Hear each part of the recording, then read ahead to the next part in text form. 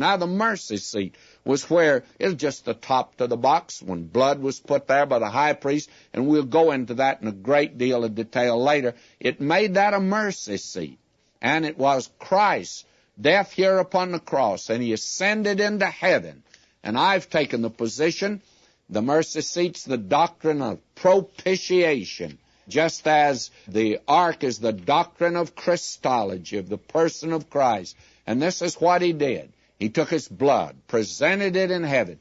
Now, I take the position he literally did that. The only criticism I've ever had of my book on the tabernacle that I've ever read in any of the denominational papers was a Baptist paper back in Ohio.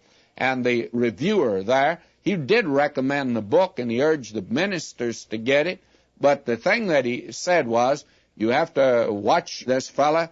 He takes everything literally. He thinks Christ offered his blood in heaven. And he said, that's rather crude. Well, I don't think so. I don't think the blood of Christ is crude at all. I feel like Peter called it precious blood, and that's what it is. And it's more precious than gold and silver. And that's the most valuable thing up there, is the blood he shed down here for us.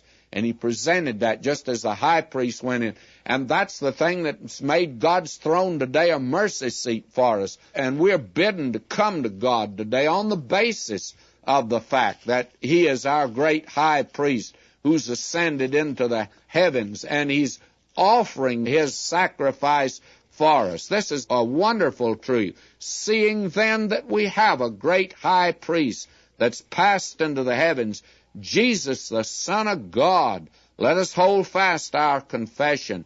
For we have not a high priest which cannot be touched with the feeling of our infirmities, but was in all points tempted like as we are, yet without sin. Let us therefore come boldly unto the throne of grace, that we may obtain mercy and find grace to help in time of need. Now you and I go through our great high priest today in heaven. He's the living Christ at God's right hand. We go through him, and we find mercy to help today. I think that many believers, they're trying to fight the battle down here alone. They're trying to meet the issues of life alone. And friends, you and I are not able to do it. We're not strong enough. We're not capable to do it. We need help today. And we're not availing ourselves of the help. Paul prayed for the Ephesians that the mighty power that worked in Christ, bringing him from the dead, might work in us today.